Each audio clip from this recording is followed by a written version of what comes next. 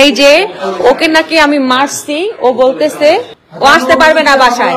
এই যে live live তোকে দেখতেছে ফেস, তোর ফেসে কোনো কিছু নাই। যা, সে মদ খেয়ে মাতলামো করবে আর এটা মেনে নিতে হবে?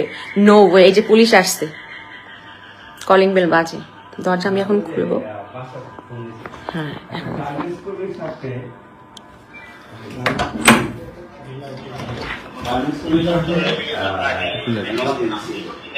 জি আমি আপনাকে ফোন করছিলাম, আপনাদের ফোন করছিলাম। এই যে ওকে নাকি আমি মারছি, ও বলতেছে ওর, হ্যাঁ ওকে নাকি আমি মারছি, ও বলছে ওর নাকি ওর ফেসে দাগ আছে। সেই দাগটা কোথায়? দাগটা কোথায়? এই যে মদ, এই যে মদ, এই যে বিড়ির অবস্থা, এই যে ফোনে কাকে কাকে কি বলতেছে দেখেন, দেখেন এই নাটক। হ্যাঁ এই দেখেন পুলিশ নিয়ে যাইতেছে, তাকে মারলে নাকি তার ফেসে দাগ থাকবে না। না ভাইয়া এক সেকেন্ড আমাকে বলতে হবে, আমাকে বলে যেতে হবে। আপনারা যাওয়ার পরে এই সে আমার সাথে মারামারি করবে তা কিন্তু হবে না, ও আসতে পারবে না বাসায়। এই যে লাইভ লাইভ তোকে দেখতেছে ফেস, তোর ফেসে কোনো কিছু নাই। যা, প্রমাণ পাইছেন,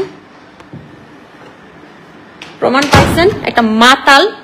একটা মাতাল যখন যা বলে মানুষ তাই বিশ্বাস করে। সে লিখছে যে আমি নাকি নিলয় ভাষাতে কাজ করতে পারি না দেখে আমি তাকে মারছি। এটা দিস ইজ, আমি মারছি হয়, আমি কেন মারবো? এগুলা কি? একটা রোজার দিনে সে রোজা না থেকে এই যে সিগারেট বসে বসে খাইছে আর এই যে এগুলো ফালাইছে, এগুলো ফালাইছে। আমি আজকে আমি এই পর্যায়ে আসতে বাধ্য হলাম,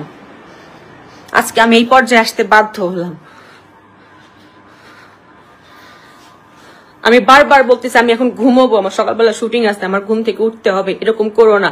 সে দরজা ধাক্কাইতেছে, প্রতি রাতে বাহিরে কাটায়, সন্ধ্যার দিকে যায়, আসে সেই সকাল 4টা 5টা 7টা 11টা, কোথায় থাকে, কাদের সাথে থাকে একটু দেখেন তো। কোন জুয়াখোরদের সাথে মিশে, জুয়া খেলে, টাকা হারায় আসে, কার সাথে যে ঘুমায় থাকে। আমি কিভাবে মেনে নেবো এগুলো? তাও তো কখন আমি স্ট্যাটাস দিয়ে নিয়ে লাইভে আসি নাই। আপনাদের কি মনে হয় যে আমি একটা মেয়ে, ওকে মারছি আর ও ছেলে মানে আমাকে ছেড়ে দিয়ে রাখছে, এরকম কিছু? একটা ছেলে শক্তির কাছে একটা মেয়ে পারে? সম্ভব? মানুষ বলবে তাহলে বিয়ে কেন করলেন তাকে? বিয়ে আমি যদি তাকে না করতাম, বাহিরে করতাম, মিডিয়ার বাহিরেও করতাম, সেই পুরুষ যে এরকম হইতো না তার কোনো গ্যারান্টি আছে আপনারা বলতে পারেন?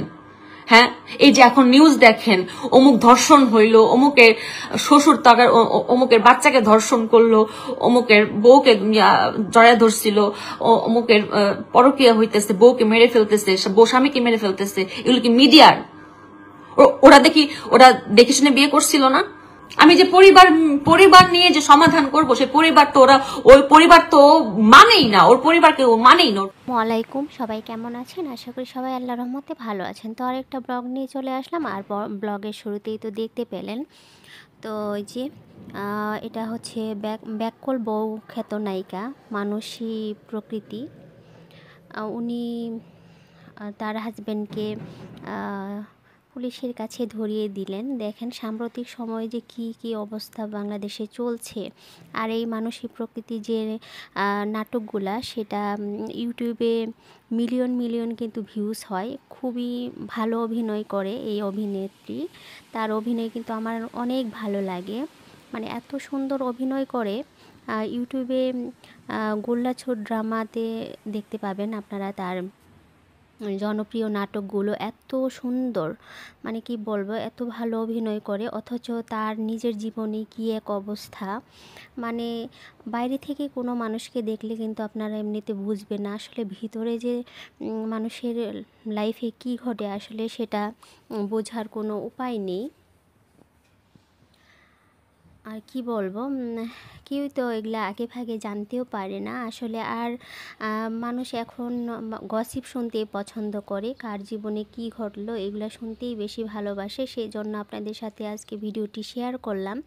তো কেমন লাগলো? যদি ভালো লাগে তাহলে অবশ্যই লাইক, কমেন্ট এবং শেয়ার করবেন। আর দেখুন, আমাদের নারীরা কিন্তু ঘরে বাইরে কোথাও নিরাপদ না। এই যে বাংলাদেশে সাম্প্রতিক সময়ে যে ধর্ষণের ঘটনা ঘটলো, ছোট একটা বাচ্চার সাথে কি একটা অবস্থা, কি ছোট শিশু থেকে শুরু করে বৃদ্ধ পর্যন্ত 40-45 বছর পর্যন্ত কিন্তু কোনো মহিলাই রেহাই পায় না কোনো নির্যাতনের হাত থেকে। আসলে বাংলাদেশে মহিলারা অনেক অসহায়, কি বলবো। সে যদিও কর্মজীবী হয়, চাকরিজীবী হয়, অথবা যদি গৃহিণীও হয়, তাও কিন্তু রেহাই পাচ্ছে না কেউই কোনো নির্যাতন থেকে। তাই দোয়া করি সবার জন্য, সবাই যেন সবাইকে যেন আল্লাহ হেদায়েত